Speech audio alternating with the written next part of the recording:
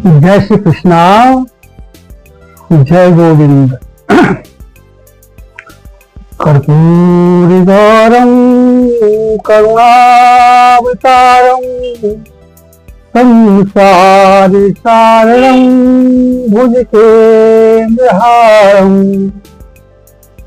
सदा वसन्तं हृदयारविन्दे भवामि सहितं नमामि। भवामि सहितं नमामि। भवामि सहितं नमामि। जय श्री कृष्णा, जय गोविंद, जय गोपाल। आज मैं आपको जैसे कटुरी शासन के बारे में बताया था, आज दूसरा ब्लॉक मैं कटुरी शासन के बारे में बता रहा हूं। गंतव्य से आगे चलते हैं। कल मैंने आपको बताया था कि कटूर जो है कश्मीर से इनके धानशाही राजा कश्मीर के थे और कटोर बन चुके थे, तो उनको कटोर से कटूरी बन गया। तो आज भी कटवा, कश्मीर की जगह का नाम है कटवा, वहां के ये निवासी थे मेन कटवा के। इनका शासन काबुल, सिक्किम और तिब्बत आदि जगह का शासन था। धानशाही को उनके जो प्रधान सेना था तो धोखे से कालू नाम का उसने मार दिया था। तो धानशाही का जो पुत्र थे वो हुए वासुदेव। उनको कई लोग बसंत देव भी कहते हैं। और वासुदेव ने अपने पिता के कार्य को संभालते हुए आगे यहाँ तक गढ़वाल तक, जोशीमठ तक अपनी उनके स्थापना करी। और देशों के बौद्ध धर्म के थे, उस टाइम बुद्धिस्ट का शासन था। जो भी वहां के मंदिर थे बौद्ध धर्म के थे। ये 400-700 ईस्वी के बीच की बात है। आदि गुरु शंकराचार्य जी वहां पे आए, उन्होंने वहां पे शास्त्रार्थ किया। शास्त्रार्थ में बुद्ध जो है हार गए, तो जो भी उनके मंदिर जो बौद्ध मठ थे उन पर शंकराचार्य जी ने अपना होकर के कहते साउथ से लंबोदरी समाज के ब्राह्मण बुला के वहां पूजा पाठ कराई भगवान जी की। और कुछ कहते कि अयोध्या से पंडित जी आए थे बद्रीनाथ केदारनाथ में पूजा करने के लिए। आज भी वो लंबोदरी समाज पूजा वहां करते हैं। कि आज भी शंकराचार्य ने उनको स्थापना की थी। और बद्रीनाथ केदारनाथ जितने भी पौराणिक मंदिर हैं जो कटुरी राज ने बनाए, उनका जो है स्ट्रक्चर बौद्ध कला किया है। मंदिर का निर्माण बौद्धिक कला में है। जबकि आधुनिक जो है निर्माण हम जो करते हैं नागरिक शास्त्र में करते हैं, कोटरी करते हैं, लेकिन उनका बौद्धिक मठ है। नागरिक मतलब उसमें त्रिशूल होता है, कलश होते हैं, ऐसे त्रिशूल कलश होते हैं, ऐसे मंदिर बनते हैं। लेकिन वो बौद्धिक है। जितने भी पुराने कुमाऊं गढ़वाल जो मंदिर हैं वो बौद्धिक कला के बने हैं। उनके मठों को उन्होंने बना, उनको रिनोवेट करके मंदिर की स्थापना करी। और वहां से जो साउथ से लंबोदरी और अयोध्या से जो पंडित वहां पूजा पाठ शुरू करी। और फिर बसंत देव या वासुदेव जो थे सनातन के प्रेमी थे। उनका राज बहुत बड़ा फैला, उन्हें हर जगह मंदिर बनाए, उनके वनवास फिर बने। बसंत देव ने कम से कम 300 साल राज किया। और जोशीमठ बताया उनके नरसिंह देव के श्राप से फिर वो जो है बैजनाथ में उन्होंने अपना शासन किया।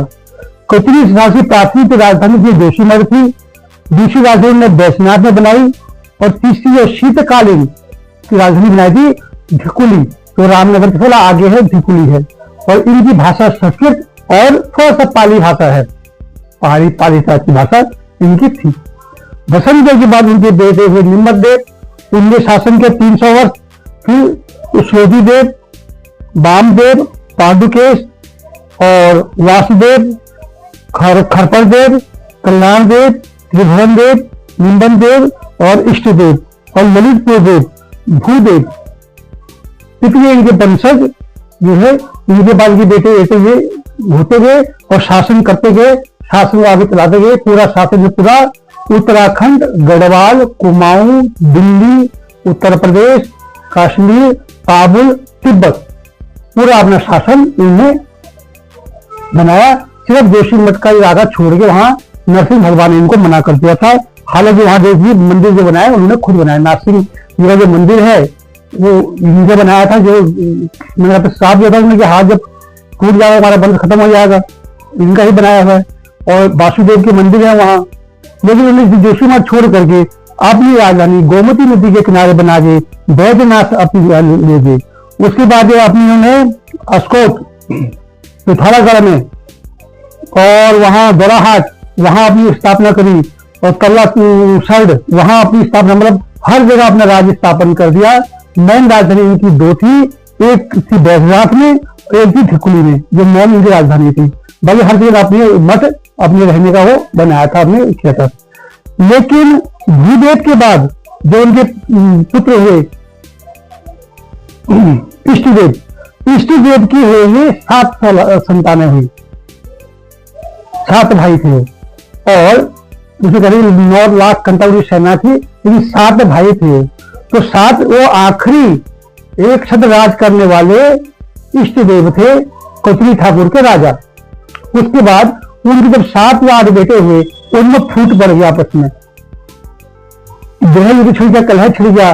तो सब ने अलग अलग राज्य लेकर के अपनी राज्य की स्थापना कर दिया, अलग अलग रह गया, अपना राज्य अलग गया। कोई बैजनाथ में रहने लग गया, कोई अस्कोट में रहने लग गया, कोई तलाशल में रहने लग गया, कोई दोराहाट में रहने लग गया, वहां अपनी राजधानी बना दी। वहां के सब ने 7, 8, 9 भाई ने अपनी अपनी राजधानी अलग अलग अपना देश बना के प्रदेश बना के वहां के राजा अपना बन गए, मतलब बंटवारा कर दिया, क्षेत्र का बंटवारा कर दिया। जहां दिल्ली तक था उनका शासन, दिल्ली में हरदेव कहते, हरदेव सिंह का शासन था दिल्ली में। और बैद्यनाथ में जो उनका जो था आनंद देव का था, इलाराई था, इलाराई का जो चंपावत में था। और इलाराई मतलब इलाराई, फिर हाथ राई, फिर कांस राई, फिर ढाल राई, फिर गोलदेव था। यहाँ गोलदेव का इनका वंश खत्म हो गया चंपावत में। और तलाशल ने कहा था जैसे कि सामंत देव, फिर उनके समरवीर, उनके 7 बेटे और हरिहित का उनका वंश खत्म हो गया। नरसिंह देव के श्राप से उनके वंश खत्म होते चले गए। बैचराव में जो थे, बैजनाथ में जो थे, बैजनाथ में जो मंदिर की स्थापना करी कतरी ने, वहां जो उसकी संतान ही नहीं हुई, वो वृद्ध हो गए। तो वहां पे फिर राजस्थान से पाली लोग आए, पाली ने वहां पर अपना आक्रमण कर दिया, वहां भी उनका वंश खत्म हो गया। और पिथौरागढ़ में अस्कोट में भी जो राजा थे उनकी संतान का कोई वर्णन नहीं है, और जो टावर पात्र मिले हैं उनमें उनका संतान का वर्णन नहीं है, इसलिए उनका भी जो संतान का वहां पे जो है समाप्त हो गया, वंश खत्म हो गया। धीरे धीरे सारा कोचरी का वंश खत्म हो गया। सिर्फ एक वंश इनका रहा दोराहाट के अंदर, जिसका इलाका था दोराहाट, नैनीताल, अल्मोड़ा, यहाँ तक ये धिकुली राजधानी है, यहाँ तक उनका शासन था। उनका नाम था प्रतिपाल। प्रतिपाल जी की 7 रानियां थी और उनके कोई संतान नहीं हुई 7 रानी में। तो अब यहां से कथा आती है, कचरी से हम थोड़ा हट के चलते हैं। उनकी एक 8वीं बीवी थी जिसका नाम था जिया रानी। जिया रानी मगध देश के राजा, मतलब मध्य प्रदेश के राजा की लड़की थी, छठी लड़की, सबसे छोटी लड़की थी जिया रानी। मगध देश के राजा ने इंद्रपाल ने वहां पर इंद्रपाल ने खस वंश के थे, वो खस वंश के थे। उन राजाओं ने, खस राजाओं ने पंजाब होते हुए मायापुरी हरिद्वार तक अपना राज्य स्थापित कर दिया। हरिद्वार से पृथ्वी को भगा करके वहां खस जी, खस वंश के, जिन्हें हम खतनी कहते हैं, खस वंश ने हरिद्वार में अपनी स्थापना कर दी, राज्य स्थापना कर दी, वहां अपनी राजधानी बना दी। मध्य प्रदेश और पंजाब होते हुए वहां हरिद्वार पहुंच के अपना शासन प्राप्त कर दिया। अब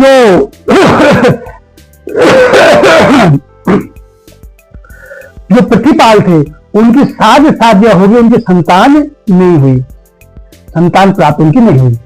और बाकी जो वंश के 2-3 बच्चे हुए, आगे उनकी वंशावली खत्म हो गई और कई राजाओं ने उनको आक्रमण कर दिया।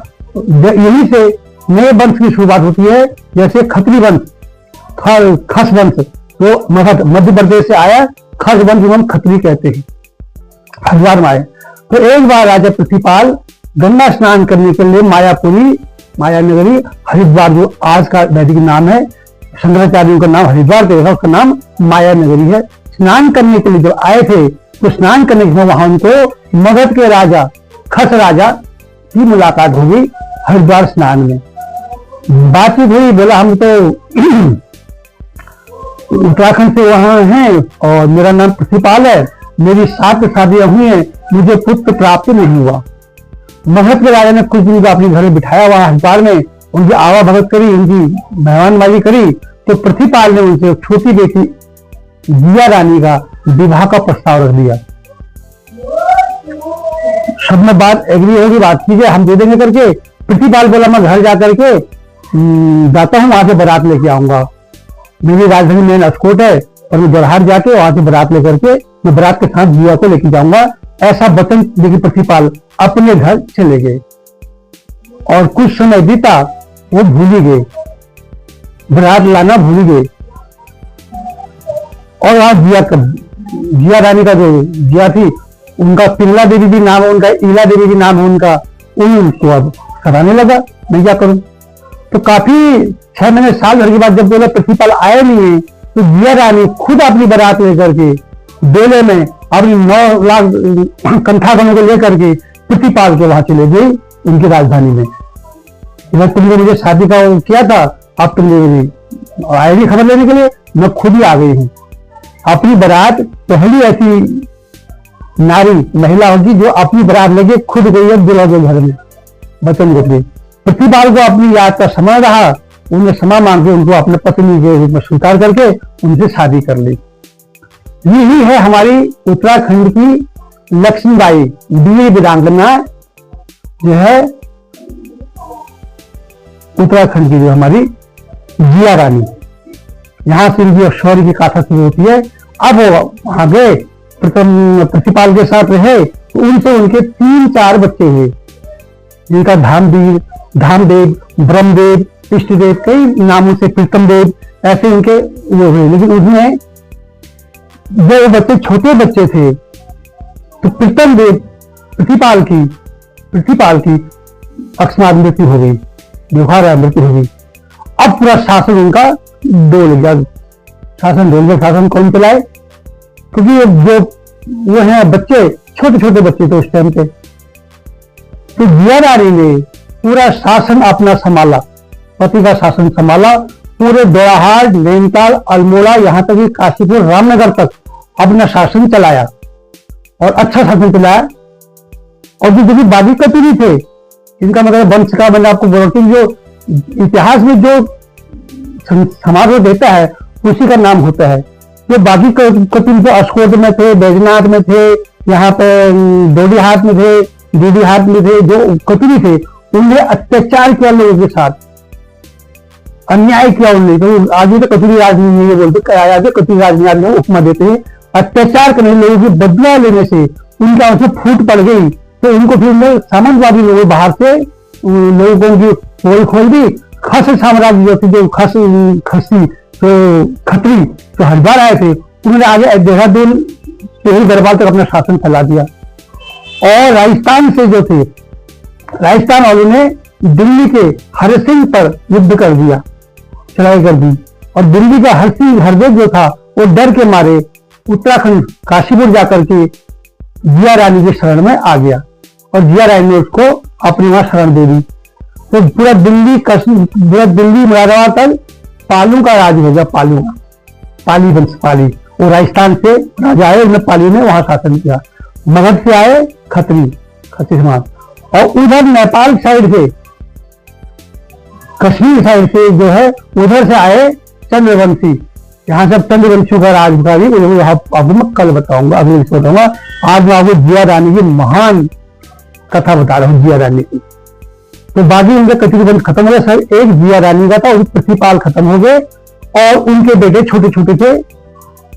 धामदेव, ब्रह्मदेव, प्रीतम देव, ये उनके 4 बेटे थे, छोटे थे।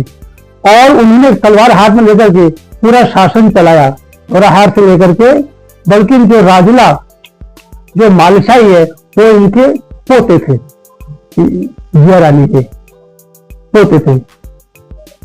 तो जब उन्हें हरसिंह को शरण दे दी तो पाली वंश उनके खिलाफ हो गए और पालियों ने इन पर आक्रमण कर दिया। कहते हैं उन्होंने पालियों को हल्द्वानी तक टक्कर दी। जिया रानी ने खूब उनको मारा, उनसे लुहा लिया, तलवार का ही युद्ध चला और पाली परास्त हो गए, हार गए। पूरा उनकी सेनाएं हार गई। अब उनको कोई सूझा नहीं कि क्या व्यवस्था की जाए, अब कैसे हार जाए। पाली ने युद्ध शांति करके अपनी नीचे को चले गए और जिया रानी को अपनी इलाके में रहो, एक संधि सूर्य प्रकार हो गया था। लेकिन उस टाइम पे षड्यंत्रकारी लोग उस टाइम पे थे कि आप जब भी देखोगा कचरी आज जब भी खत्म हुआ, उनके अंदर से ही उनको खत्म किया, उनके विद्रोह फैल गया। तो जिया रानी की पाली ने मुखबरी कर दी कि जिया रानी कहाँ जाती है, क्या करती है, कैसे करती है। ऐसा मुखबरी करने से एक समय आता है कि सब शुभ उत्तरायण होता है, ये 14 जनवरी को उत्तरायण के दिन जिया रानी जो है चित्रशिला पर स्नान करने गई थी। मकर संक्रांति के दिन स्नान करने गई थी और पाली जिया रानी के ही शासन में किसी सेनापति ने मुखबरी करके पाली को बता दिया कि भाई ये वहां आज क्योंकि जब स्नान कर जाती वहां निहत्ते जाती थी, ना उसका घोड़ा होता था, ना तलवार, ना कुछ, निहत्ते एक साधारण स्त्री बन करके वहां स्नान करने जाती थी, अकेले जा रही है, उसकी मुखबरी कर दी। कभी चित्रशिला के चारों तरफ झाड़ियां थी तो पाली वंशज उन झाड़ियों में छुप गए, जो पाली की सेनाएं थी उनमें छुप गए। और जिया रानी जब नहाई, उसने नहा करके अपना पेटीकोट एक पत्थर पर सुखाने के रख दिया, तो पेटीकोट सूख जाएगा तो फिर मैं तुझे पहनूंगी, और धोती उन्हें पहन के उसमें स्नान करने जा रही थी, तभी ऊपर से पाली ने उन पर आक्रमण कर दिया। जिया ने बहुत लोगों को पुकारा अपना असहाय समझ करके कि कहीं मेरी इज्जत ना लौट देंगे, मेरे साथ बलात्कार ना कर दे। अपने पति के धर्म सतीत्व की रक्षा करने के लिए जिया रानी ने गोला नदी में डुबकी लगा दी, अपनी आत्महत्या कर दी जिया रानी ने। फिर पता लगा उनके बच्चों को धामदेव, प्रीतमदेव, बाकी जो कचूरी के लड़कों को पता लगा, उनके परिवार को पता लगा, तो जिया रानी के दुख में कि हम इसकी सहायता नहीं कर सके, हमने अकेला छोड़ दिया उनको करके, वो सारे उसी गोला नदी में शर्म के मारे डूब गए। यहां से फिर कचूरी बनकर लास्ट जो है सब खत्म हो गए। सब जो धामदेव था उनका बेटा था एक मालशाही, सिर्फ मालशाही बचा, वो छोटा उसका बच्चा था, उसको छोटा बच्चा था, उसे इतना नहीं था, तो बाकी सब वहां डूब के मर गए। और ये हमारी वीर वीरांगना जिया रानी की कहानी। इसीलिए हम आज भी अपनी मम्मी को ईजा बोलते हैं, जिया रानी के नाम से ईजा बोलते हैं। कुमाऊं गढ़वाल में अपनी मम्मी को ईजा बोलते हैं, वो ईजा जिया रानी के नाम से ही बोलते हैं, जिया से ईजा, हमारी ईजा है, बहादुर है हमारी ये। इसने शत्रु से संघर्ष किया, पति के ना होने पर पूरा साम्राज्य संभाला, पूरा इलाका संभाला, अपनी जनता को संभाला, सबको भरपूर उनको व्यवस्था करी, मंदिरों के निर्माण कराए, सड़क बनाए, बाजार बनाए, सारा कार्य किया। और अपने घर को संभालते हुए जिया रानी लास्ट में गुप्त रूप के द्वारा उसे वो करके अपनी मृत्यु पर मजबूर कर दिया कि अपनी इज्जत बचाने की, कि वहां पाली में बहुत बड़ी सेना थी, वो उनको बचाने के लिए कि कहीं मेरे से मेरा जो बलात्कार ना कर दे, इज्जत न छीन ले, उन्हें गोला नदी में डुबकी लगा दी। आज भी चित्रशिला नदी में जाओगे तो पहाड़ पत्थर पर उनके पेटीकोट के निशान आज भी हैं, पेटीकोट लगभग आज भी है। अब जो कचरी जो बंसी बाकी जो बच्चे छोटे बड़े आज भी वहां जाकर के मकर संक्रांति के दिन वहां जाकर लगाते हैं, स्नान करते हैं, नहाते हैं, एक पद भी तो दिन को मनाते हैं चित्रशिला में। कचरी ठाकुर जो है तो कचरी को जहाँ पूछते वो हरिद्वार स्नान करने नहीं आते हैं, कि वहां उनका मैका था जिया रानी का, तो वहां नहीं आते और वहां जाते हैं चित्रशिला में। आज भी वहां पर रोज जो है पूजा पाठ, जरूर बर्बन पूजा वहां चीजें होती हैं जिया रानी की। उसके बाद पाल वंश तो अपना राजस्थान करने आ गए, छोटे से उनके जो पोते थे जिया रानी के माली शाही, उनकी कथा हम आपको कल बताएंगे। कुछ उनका यहाँ से एक प्रेम कथा की शुरुआत होती है, अभी तक शौर्य कथा का था। और जो बाकी जो वो थे गोलू वंश से एक वंश खत्म हो गया, हरि से दूसरा वंश खत्म हो गया, बाकी जो बैद्यनाथ के थे उनकी कोई संतान नहीं हुई, वैसे वंश खत्म हो गया, उनपे जो ये पाली ने आक्रमण कर दिया, और जो पिथौरागढ़ में थे उन पर खत्री वंशियों ने आक्रमण कर दिया। खत्रियों ने, जिन्हें खस समुदाय कहते हैं, उन्हें आक्रमण कर दिया। और अब यहाँ से शुरुआत हो रही है जो हमारे उत्तराखंड के जो जहाँ पे दोराहा साइड जो है, यहाँ से लास्ट जो है वो मालूशाही है कतरी का। उसे फिर वहां पर चंद्रवंश ने राज कर दिया। एक क्षत्रिय राज करने वाले कतरियों के शासन में अब 4-5 लोगों के अलग अलग राजा बन गए। वहां से खस बन गए, खस आ गए मध्य प्रदेश से, और राजस्थान से पाली का शासन आ गया, और कश्मीर से उनको जो है चंद्रवंशी राजा उनका शासन हुआ। लेकिन चंद्रवंश अभी नहीं आएंगे, वहां पे सिर्फ शुरुआत हो रही थी, शासन नहीं रहा, आना जाना हो रहा था। तो वहां पे चंद्रवंश आए। फिर चंद्रवंश आज उत्तराखंड में गोरखा आए। गोरखा पर कथा माधु चंद्रवंशी कथा आपको अलग से बताऊंगा। आज सिर्फ 2-3 दिन में आपको ये कतिरी के बारे में बता रहा हूँ। कतिरी शासन जो था, इतना बड़ा साम्राज्य कतिरी का था, लेकिन भगवान नरसिंह के श्राप से इनका सारा बल धीरे धीरे धीरे खत्म होते चले गया। और लास्ट में जो पृथ्वीपाल था, पृथ्वीपाल का भी जो है सात बेटे थे, तो नदी में डूब के हत्या कर दी। जिया रहीम ने अपनी आत्महत्या कर दी। तो उनका एक पोता बच्चा था जिसका नाम था मालूशाही। उसने अपनी सेना बनाई मालूशाही की। उसकी अब कथा आपको हम कल बताएंगे। आज इतना ही सही। आपको कैसी कथा लगी ये कहानी मुझे बताइए, शेयर कीजिए, सब्सक्राइब कीजिए और लाइक कीजिए। बहुत से लोग उसको आगे तक बढ़ाइए, और कहीं अगर संशोधन है तो हमें बताइए, हाँ तुम गलत बोल रहे हो करके। लेकिन जो मैंने बताया, जितने भी पुराने मंदिर आज में वो सब बौद्ध शैली के उत्तराखंड में हैं, नागर शैली के नहीं है। हाँ, जो चंद्रवंशी राजा आए उन्होंने जो मंदिर बनाए वो नागर शैली के बनाए। इसलिए जो केदारनाथ है वो बौद्ध शैली का है, बद्रीनाथ बौद्ध शैली का है, सूर्य का कोणार्क मंदिर जो केदारमल में है वो बौद्ध शैली का है। इतने पुराने मंदिर है, और जो बौद्ध शैली के मंदिर है समझो वो कतुरी राजाओं ने भी बनाए हैं। तो ये संक्षेप मैंने आपको कतुरी शासन का बताया। और हमारी जो जिया रानी उत्तराखंड की लक्ष्मीबाई जो थी उसकी कथा बनाई। उसने पति के मृत्यु के बाद पूरा शासन संभाला, जनता का भरण पोषण किया, अपना परिवार संभाला, अपने बच्चों को संभाला, किशोरी से लड़ के लोहा लिया जैसे लक्ष्मीबाई ने लिया था। हल्द्वानी से दिल्ली तक पालियों को भगा दिया था। जिसे मुगल भी एंट्री हो जाती, 14वीं सदी में मुगल भी आ जाते ही थे दिल्ली के अंदर। हालांकि मुगल उत्तराखंड में नहीं आए, उनका कोई प्रमाण नहीं मिलता है कि यहाँ के धुंधर राजा थे उनको आने नहीं दिया। लेकिन दिल्ली, आगरा, ये साइड में मुगल 14वीं सदी में मुगल आ गए थे। लेकिन राजूला जो हमारी जो जिया रानी है उन्हें डट के शत्रु से मुकाबला किया और प्राण त्याग। आज इतना ही। इस कल शुभ मंगलमय हो। जय श्री कृष्णा, जय गोविंद।